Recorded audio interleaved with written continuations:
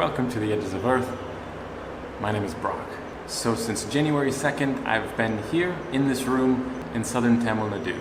I was initially traveling in southern India for a while, city by city, through the train, hotel to hotel, just to find a place who would, just to find a place who would rent to me. It proved to be unbelievably difficult. I don't know, everybody just says, foreigner, we won't rent to you. It's really weird. I don't know, I don't understand this whole thing here in India. But anyway, I want to give you a house tour really quick. I'm going to give you an idea of what it's like to be me here in Tamil Nadu. But first, I'm going to introduce you to breakfast. So, we started off with newspaper and a bag of milk. Yeah, didn't have the one I want. Usually I get orange, this is green. Orange has more fat percentage. This has 4.5%, the other one has like 8 or something.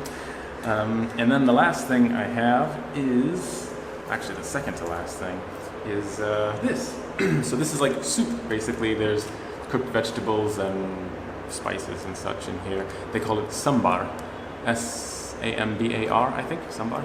Anyway, so I have a bowl, and check this out. I don't really have any cooking utensils in here, and so I rely on other people to cook for me.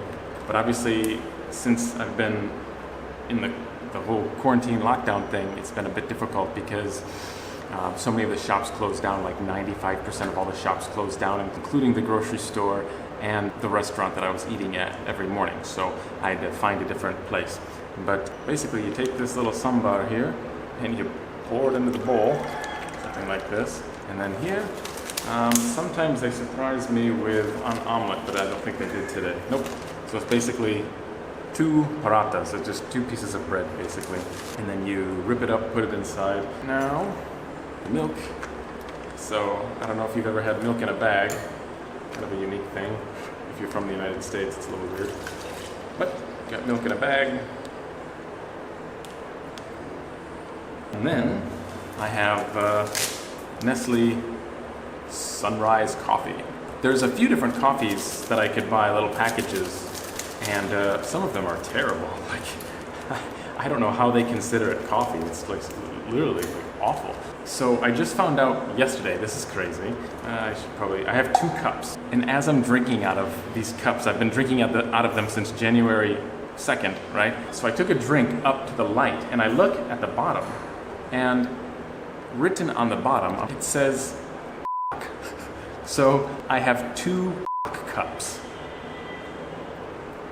Who in the right mind would ever decide to stamp the word on the bottom of a cup and think that's okay? I don't know. Welcome to India. And then I have a bag of sugar, which is totally bad for you. I don't put very much in there. It's just a small hole, so you probably think I did. But then I pour a little milk in there and swirl it so it doesn't stick on the bottom, which I learned is something that you have to do. That's pretty much it. Tastes so good. Cold milk is awesome. Normally I don't drink milk. Like, really?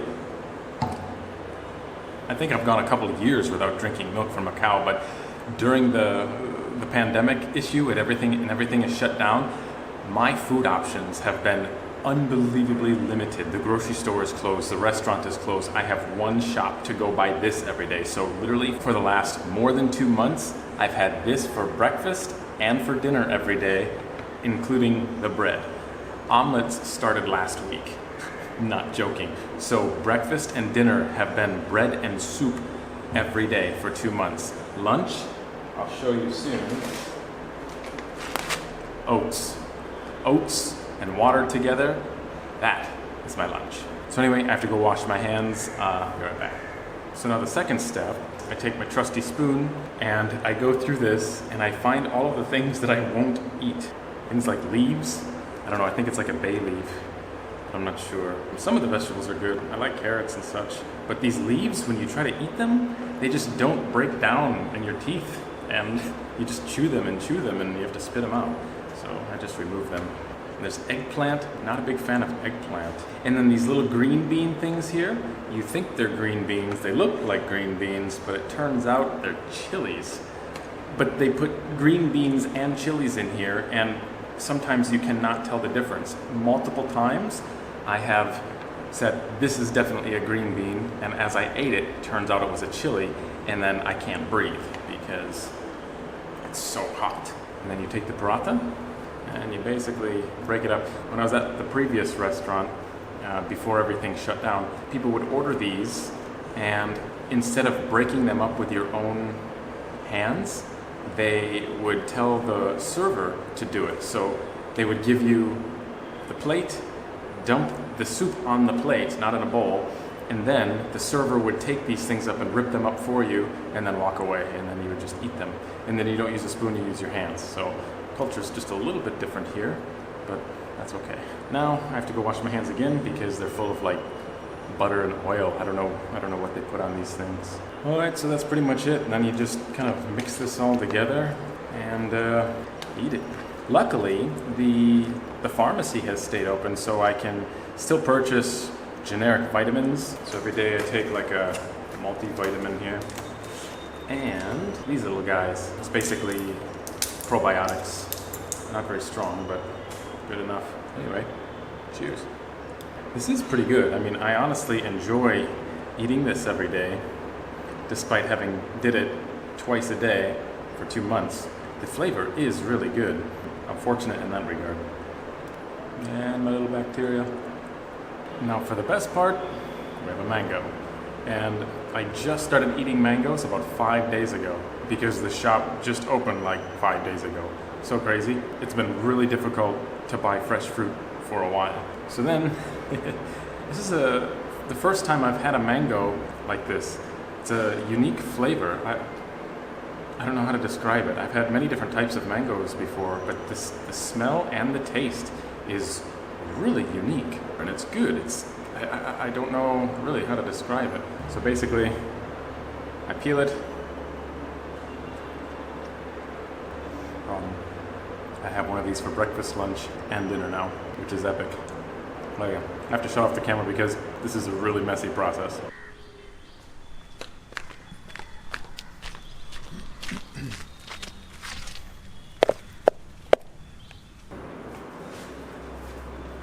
So now, welcome to the bathroom.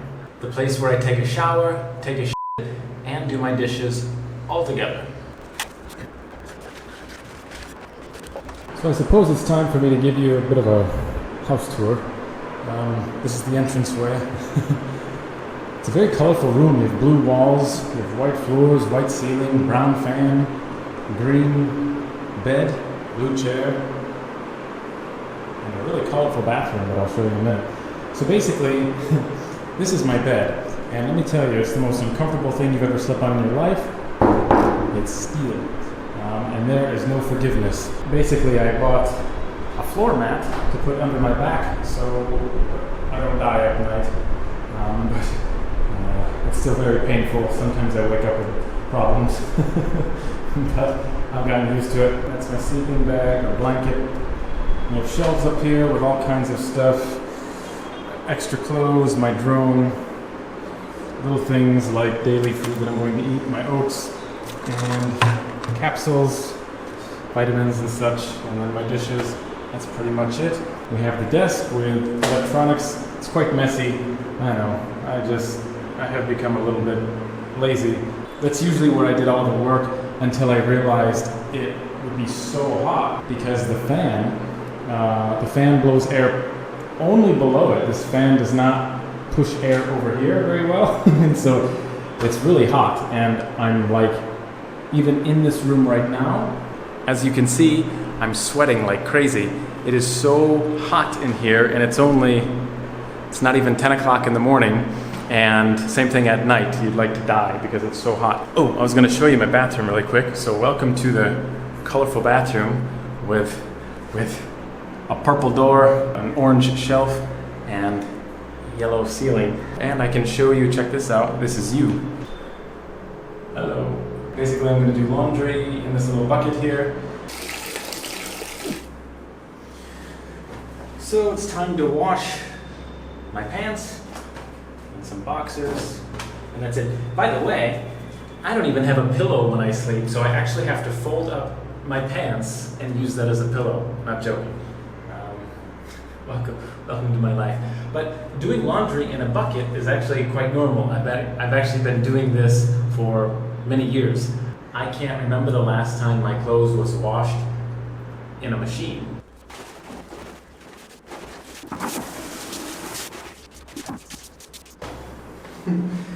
In addition, all of my pants have holes in them to the point where sometimes if I walk in a small village or an impoverished area, some of the children point and laugh at me because my clothing has holes in them.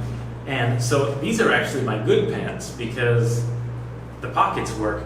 These pants, the pocket, there's no pocket. The pocket is ripped. The material has actually disintegrated, not just ripped, but like fall apart. It's such a cheap pocket. The joys of traveling constantly and your clothes wearing out constantly. Cool, finished. So now I'm going to go give you a tour upstairs and hang my clothes. Welcome to the rooftop. So this is what it looks like up here. This is my neighborhood, chickens and everything. The view over here is actually kind of nice. I have a coconut tree jungle. If I need a coconut, I just reach over here and grab one. Just kidding, I don't do that. Anyway, so here is actually the location that I hang my clothing, because basically there are no lines. There's no lines to hang anything on. When I first came here, there was actually no ladder, and so I had to put my clothes on the ledge, and the wind came and blew them, and it landed halfway on the windowsill, and I couldn't go get it, and if I was on the ground, I couldn't get it. But luckily, a man was walking by with a long pipe, and he kind of reached up there and fished my underwear off the windowsill. It's kind of weird. But anyway, this is what it looks like up here. The last couple days I've came up here and laid down and tried to absorb the sun because I have become so pale. I've been inside editing videos for months, and now I'm working on a website that I'll tell you about in a minute. This man over here, I don't know if you can see him, probably not. There's like a man in a greenhouse over there. He's like an 85-year-old man, and like 2 days ago I was eating lunch at the windowsill down here. I'm just kind of looking around, watching the birds. I just happened to look over here at the man. He walks out of his bathroom completely naked, 85-year-old man, and then he grabs the towel and then puts it on him. I thought, my God, I am definitely not looking forward to getting that old. So that's pretty much it for my morning routine. Now, I will sit here and edit for a while. So basically, there's a lot that I have going on. So I initially came to this area randomly. It's been a long story to get to this point. I don't want to bore you with too many details, but I started in Varanasi, then I flew to Goa, and then in Goa I met a friend for 2 weeks. And then from there, I just kept taking trains to the south, and then all the way to the bottom of India, and then kind of back up to the other side, to Tamil Nadu. My goal, every place that I stopped, I looked for a room to rent, a room to rent, a room to rent. And it was the most difficult process of my life because everyone rejects you. They're like, oh yeah, there's rooms, but you're a foreigner, so we won't let you stay here. I'm not joking, that is everywhere in North and South India. It's insane. The only place that you can apparently rent easily is if you go to a major city because you're a foreigner and it's no problem. But if you are not in a major city, my God, you're treated like you're a spy. It's really, really weird. The people are kind and friendly and nice, but it's a really difficult thing if you're trying to rent a room in India and you're a foreigner. The second piece of that is while I was traveling down from city to city, it is insanely difficult for a foreigner to book a hotel. You apparently have to book a hotel with a 3-star rating or higher. Who knew? Apparently the government controls where foreigners can sleep. It's so strange. They say it's safety reasons, but I honestly believe that it's money reasons. They just want to squeeze as much money out of you as possible. India, I have felt more safe in India than I have in many other countries. Like, I'm not worried about my safety. And I feel it's wrong that the government controls where I can or cannot sleep at night. So that's frustrating. Like every time, I book a room in advance, I pay money in advance, I get to the hotel after paying the rickshaw driver to get me there, which he cheats, by the way. Once I get there, denied. I said, no, I booked a room in advance, here's my code. They said, nope, you're a foreigner, you cannot stay here. Why?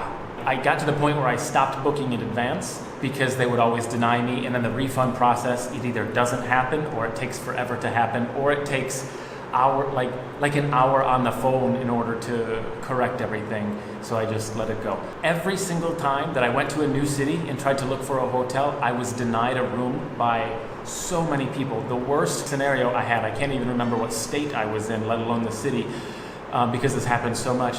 I got off the train and started hunting for rooms. I went to 9 hotels, 9. Okay, this took about 3 hours, 9. All of them I was denied. It's insane. It really is insane. This was just one town. And so I got to the point where the sun is setting. I have nowhere to sleep. I'm almost ready to sleep on the side of the street next to the dog. And then I decide that, you know what? I'm going to walk to the beach and sleep on the beach. That's what I was going to do. As I'm walking to the beach, there was one more hotel. I assumed he was going to reject me, but I thought I would try anyway. I said, hey, can I sleep here? He says, yeah, no problem. So it's been insane. Traveling in India is a really difficult thing unless you want to go to all the foreigner nice hotels. If you just want to stay in a regular hotel, you can't if you're a foreigner. So that is a really difficult thing about India. Another thing you won't even believe is how unbelievably difficult it is to get an approval to exit the country at a later date during the pandemic. Not joking. You would think that as a foreigner who is stuck in a country and cannot leave because there's a lockdown, you would think that the government would be a little bit lenient, and they are on paper and publicly, but when you actually go through the process of doing what they want you to do, it is just an absolute joke. For a month and a half, I have submitted all of my paperwork, which took about 7 hours, by the way, to go through all of this paperwork. It's insane. They pretty much need everything from you except for a blood sample to prove that you are living somewhere in India before they will approve that you can extend your stay during a pandemic. It's insane. So I filled out all of this paperwork, and every single time I submit the documents, they come back and they say either A, we need another document, or B, you need to resubmit this document. Why? I already submitted it. It's there. I can see it on your server, and there's no explanation as to why. And so this, I would resubmit it. They keep coming back with a message saying, finally they said, if you have any questions, call the phone number. I tried to call the phone number. I called more than 40 times. No one answers the phone. So finally I emailed them again and say, nobody's answering your phone. Someone call me. 2 days later, someone called me. And when I said, so what is the problem? Why aren't you approving the documents? And I keep asking questions. They're like, yeah, sorry, sir. I'm not sure. You need to trust the email department. So whatever the email department says you need to do, that's what you need to do. And I said, but they're not telling me what needs to be done. They're telling me to call you, and then you're going to give me the answer. They said, nope, we can't give you an answer. You have to trust them. So the email department says to call the phone department, and the phone department says to email the email department. That's it. And this has been going on for a month and a half. 0 people have told me what I need to do. I have submitted all of the documents. I've gone through everything multiple times, and every single time it's denied. I got an email yesterday with an update saying denied again. So right now I'm logged into the computer and I want to show you. I'm going to read what they tell me. Now, what's the next message today? Okay, right here. Upload proper online submitted C form. The C form. That's what's been giving me the problem every time. I've uploaded the C form so many times you can't even believe it. And they say, it's a mandatory document. I know, which is why you keep asking for it, and that is why I keep submitting it. It's a mandatory document. If you have any doubts regarding the C form, contact the phone number that no one will answer.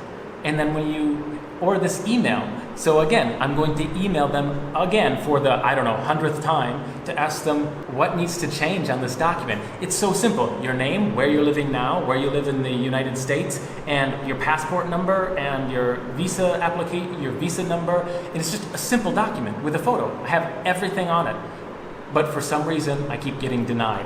It's the most difficult thing you could ever imagine in your life. I don't even know what to do. So I'm to the point where I'm quite confident, and finally when the lockdown opens up, once I go to the border on a plane, they're going to either A, penalize me because I stayed longer than 6 months in India, and they will say, you never went to the government website and filled out the documents that we told you to fill out, which I did 100 times, but they won't approve them. And so they'll either charge me a daily rate every single day that I have extended my 6-month visa, which is going to be a lot. Or option 2, they'll just rip up my visa, which is a 10-year visa, and then I cannot return to India.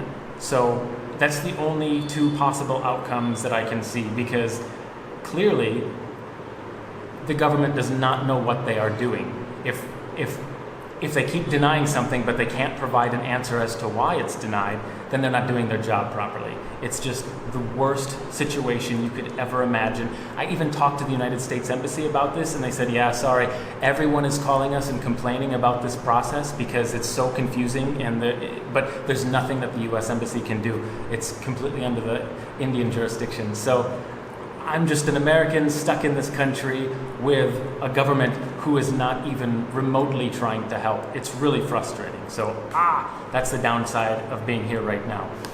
But on a positive note, since I've been stuck here, I have been able to get all of my work done, all of the YouTube videos. I am now officially current. So when you are watching this video, it was filmed like yesterday. So this is the first time in 4 years that I've been up to date on YouTube. So that's wonderful.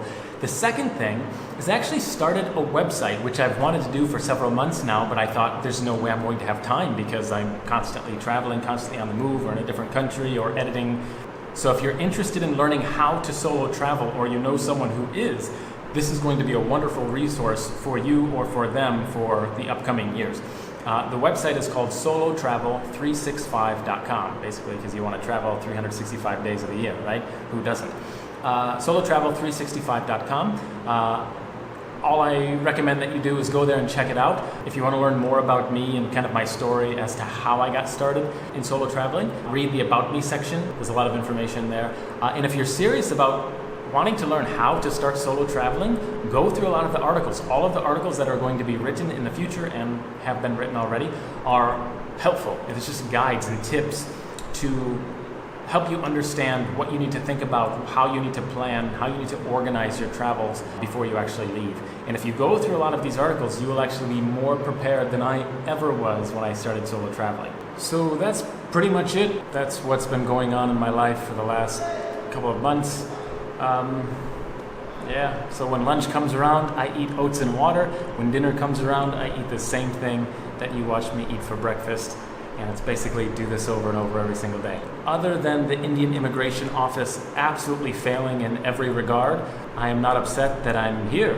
Like, in a weird, twisted way, this has given me a lot of time to focus on the site and focus on the things that I needed to get done for a long time. So in a way, I'm happy. I'm thankful that I'm forced to be stuck here because I've got a lot of stuff done over the last several months. And so in the amount of time that I'm still stuck here, I will put all of my effort and energy into creating and building this website for months and years to come. So anyway, that's pretty much it. I just wanted to give you an update of what it's like to be me here, stuck in India, under the lockdown as a foreigner. Yeah, it's not too bad. I don't know what else to say. I'm just going to keep focusing, creating content, and so if you haven't followed me on Instagram yet, be sure to do so. It gives you more insight about my daily adventures rather than YouTube. It's just every once in a while you'll get a video. So anyway, I'll let you go. Hope you all have a great day wherever you are in the world. Thank you all for watching, and remember, your time is running out. Start living, take care, and wash your hands.